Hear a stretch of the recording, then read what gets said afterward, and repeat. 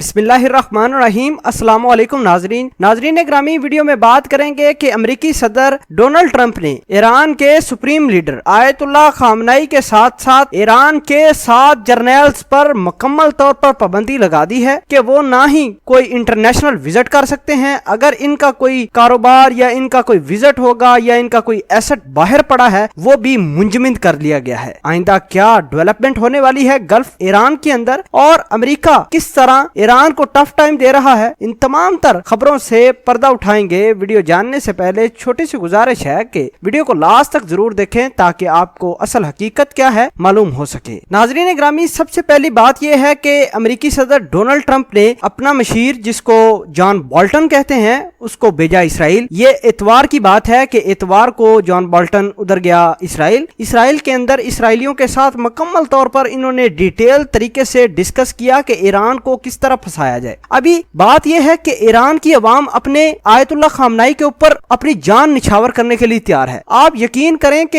ईरानी लोग अपने कल्चर के लिहाज से फिर अपने आबाओ अजदाद को देखते हुए अपने लीडर्स की बड़ी हमायत करते हैं।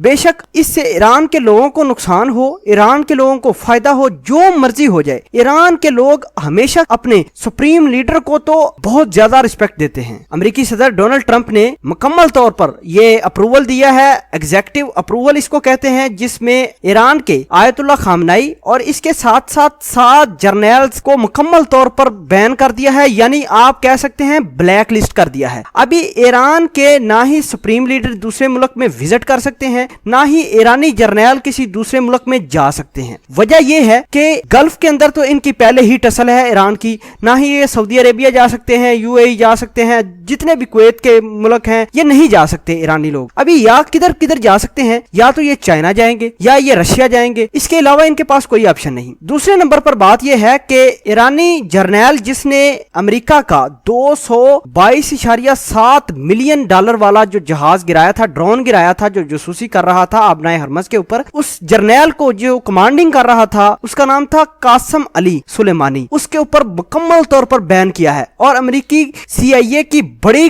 कड़ी नजर है उस जर्नल के ऊपर, क्योंकि यही वो जर्नल था कासम सुलेमानी जिसने अमेरिका का महंगा तरीन ड्रोन गिरा दिया था। अमेरिकी खुद सर पकड़कर परेशान हो गए थे कि भाई ये ड्रोन हमारा गिरा कैसे। नाजरीन ग्रामी, इसके साथ साथ आपको ये बताते चलें कि ईरान मुकम्मल तौर पर मुतहिद होकर अपने जर्नलों और अपने सुप्रीम लीडर आयतुल्लाह खामनाई की हमायत में निकल पड़े हैं। इन्होंने आबनाए हरमज से मुकम्मल तौर पर तेल की जो ट्रांजैक्शन है वो बंद कर दी है। दूसरे नंबर पर आइंदा हफ्ते में क्या होने वाला है वो जरा आपको थोड़ा सा आगाह करते हैं कि जवाद जरीफ जो हैं ईरान के फॉरेन मिनिस्टर, उसके ऊपर भी पाबंदियां लगा दी हैं कि जवाद जरीफ ना ही दूसरे मुल्क में ट्रैवल करें। और अमेरिका ये समझता है कि ईरान की जवाद जरीफ पर पाबंदियां लगाने के बाद ईरान की जो डिप्लोमेसी है दूसरे मुमालिक के साथ, जो जवाद जरीफ दूसरे मुल्क में जाकर मुख्तलिफ कॉन्फ्रेंसेस करते हैं, मुख्तलिफ किस्म की मीटिंग्स अटेंड करते हैं, लोगों को अट्रैक्ट करते हैं, अपने मुल्क का इमेज बताते हैं, वो मुकम्मल तौर पर बंद हो जाए। अमेरिका ये चाहता है। लेकिन आपको ये बताते चलें कि ईरान के जर्नल ने ये वाज़िया पैगाम दिया है कि आयतुल्लाह खामनाई के ऊपर इन्होंने पाबंदियां लगाकर अपनी मौत को बुलाया है, ऐसा कहना है ईरानी जर्नल्स का। उन्होंने कहा चलो ठीक है, ये बात समझ में आती है कि जर्नल्स क्योंकि इस